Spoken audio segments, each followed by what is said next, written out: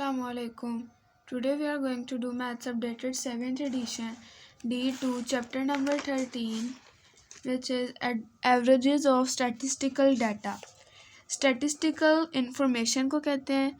अब हमने information data का एवरेज निकालना है. ये हमारा चैप्टर का नाम है. सबसे पहले हम एक्सरसाइज नंबर 13 करेंगे. Question number 1. A survey is conducted to find out the average number of hours the teachers in a school spend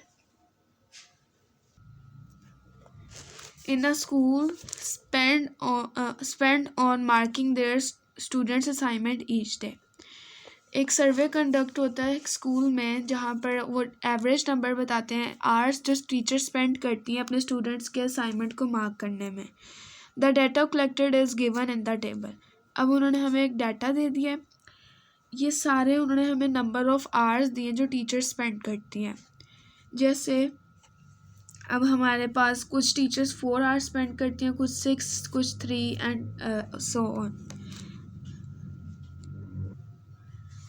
first part, construct a frequency table for the data. Frequency table ऐसे को कहते हैं. Frequency हमारे पास होता है कि कोई चीज़ कितनी बार हमारे पास हो. जैसे 4 हमारे पास 4 टाइम्स है इस पूरे टेबल्स में. 4 1 2 3 4 टाइम्स. अब ऐसे जितने नंबर हैं हमारे पास इन सबको हम टेबल में एक बनाएंगे. उसको हम कहेंगे frequency table. Exercise number 13A, question number 1, part number 1. Construct a frequency table.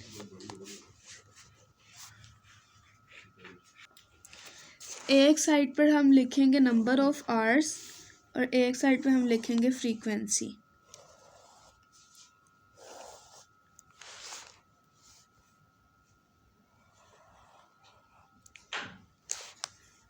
Number of hours, frequency. Number of hours में हम लिखेंगे कितने नंबर्स हैं हमारे पास. जैसे 6 1 2 3 4 5 6 तक हमारे पास आवर्स हैं. 1 2 3 4 5 6. अब फ्रीक्वेंसी में हम लिखेंगे कितनी बार आया हमारे पास इस टेबल में ये वाला नंबर. सबसे पहले 6 है हमारे पास. 6 और कहीं भी नहीं है तो 6 1 टाइम आया है. 1 है हमारे पास 1 2 3 4 5.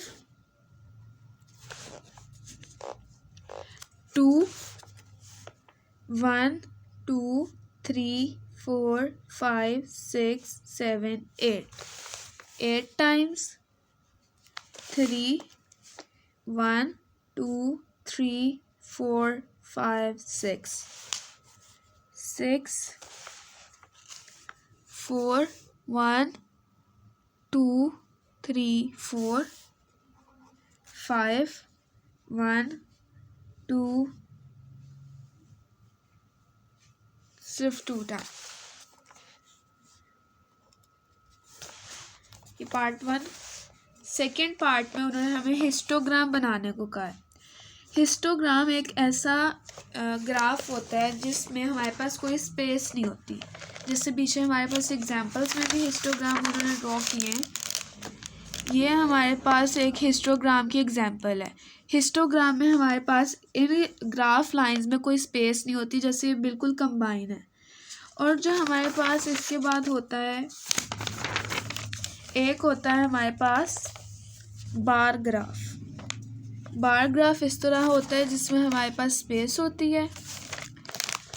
हिस्टोग्राम बनाने के लिए हमें सबसे पहले चाहिए होता है फ्रीक्वेंसी और जो भी हमारे पास डाटा होता है. अब हम जैसे हमारे पास ग्राफ बुक में वाई एक्सिस और एक्स एक्सिस होते हैं, इसमें भी हमारे पास वही होगा. हमने बिल्कुल एक राइट एंगल ट्रायंगल की तरह इस हिस्टोग्राम को बनाना है, एरोस। इधर हमने फ्रीक्वेंसी, जब भी हमारे पास फ्रीक्वेंसी हो या जो भी हमने चीज़ को फाइंड करना हो वो वाई एक्सिस पे आती है। फ्रीक्वेंसी ने तो वाई एक्सिस पर ही आना होता है, ये बात बिल्कुल कंफर्म है। और जो हमने चीज़ें फाइंड करनी होती हैं वो भी इस पर आएंगी। फ्रीक्वेंसी में सबसे पहले हमने ये नंबर्स लिखने हैं। अब सबसे पहला रूल हमारे पास ये है, हमने जितने हमें नंबर चाहिए हमने वो ही नहीं लिख देने, हमें बिल्कुल एक मैनर के तरीके से चाहिए। हम 2 के डिस्टेंस से ले लेते हैं 4, 6, 8, 10 एंड 12। यहाँ पर 0 ऐसे ही आ जाएगा, इसका कोई पॉइंट नहीं होगा। 1, 2, 3, 4, 5, 6। 1 अब हमारे पास 5 टाइम आया है, फ्रीक्वेंसी में 5 है और नंबर ऑफ आवर्स में 1 है हमारे पास। नंबर ऑफ आवर्स इधर हमने नीचे लिखे हैं, number of hours, number of hours इधर नीचे लिखे हैं। अब 1 जो है हमारे पास, उन्होंने हमें कोई इंटरवल नहीं दिया। इंटरवल हम ऐसे नंबर को कहते हैं जिसमें ग्रेटर देन या लेस देन का साइन हो, जैसे 0 इज लेस देन और ग्रेटर देन, लेस देन और इक्वल टू x और लेस देन 5, इसको हम इंटरवल कहेंगे। जो हमारे पास बिल्कुल ऐसे एक नंबर होता है इसको हम इंटरवल नहीं कहते, इसको हम एक बिल्कुल नंबर कहते हैं। इधर हमारे पास बिल्कुल एक नंबर है, इसलिए उन्होंने 1 आवर्स दिए हमें 5 तक, 1 आवर इधर और 5, 4 और 6 के दरमियान में 5 होता है, तो ये हमारा हो गया फर्स्ट ग्राफ लाइन। अब हिस्टोग्राम में या बार ग्राफ में बिल्कुल हमने इस तरह उनको शेड कर देना, शेडिंग बिल्कुल ज़रूरी होती है। शेड 2 8 बार, 2 यहाँ से हम इसी के साथ स्टार्ट करना है और जहाँ पर 8 है उधर तक हमने लिखना है, इसको भी शेड हो जाएगा। 3 6 टाइम्स, ये जो हमारे पास इधर नंबर है इनको हमने मिडल में रखना है, जैसे ही मैंने मिडल में रखे हैं सारे, इसी तरह हमने इनको मिडल में रखना है, इनके साइड पे नहीं लाना। 4 times, colour 5 2 times, 6 1 time.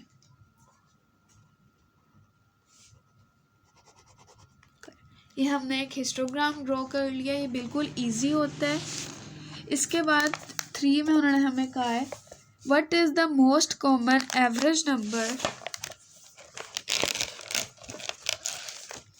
What is the most common average number of hours the teachers spend on marking their students' assignments each day? अब उन्होंने हमसे पूछा कितना कॉमन एवरेज नंबर, अब हमने उनको बताना है कि एवरेज नंबर क्या है जो टीचर स्टूडेंट्स के असाइनमेंट्स को मार्क करने में लेती हैं। तो यहाँ पर जो फ्रीक्वेंसी में हमारे पास सबसे ज़्यादा होगा, जैसे यहाँ पर 8 है, ये हमारे पास उसका एवरेज नंबर है। 2 आवर्स लेती हैं 8 टीचर्स, तो 2 आवर्स हम लिखेंगे part number 3 2 hours। Part number 4 find the number of teachers who participated in the survey. अब हमने फाइंड करना नंबर ऑफ टीचर जिन्होंने पार्टिसिपेट किया सर्वे में। Total number of teachers is equal to frequency में जो हमारे पास थे नंबर्स, हमने उन सब को आपस में ऐड कर देना है, इज इक्वल टू 2 + 8 5 + 8 + 6 + 4 + 2 + 1। इनको ऐड करेंगे, जो हमारे पास इसका आंसर होगा वो होगा टोटल नंबर टीचर्स का। 8 + 2 10, 6 + 4 10, 20, 5 + 1 6, 26 teachers. Part number 5. Find the fraction of teachers who spend an average of 3 hours marking their students' assignment each day. अब हमने फ्रैक्शन में उनको आंसर देना है। इज इक्वल टू 3 आवर्स जो इन्होंने स्पेंड किया, 3 आवर्स 6 टीचर्स ने स्पेंड किया था यहाँ पर, तो हम 6 लिखेंगे और टोटल टीचर्स हमारे पास 26 है। Is equal to 26, 13 and 3. 3/13 is equal to fraction. Please subscribe to my channel so you will get the question number 2 of this exercise on time. Till then, Allah Hafiz.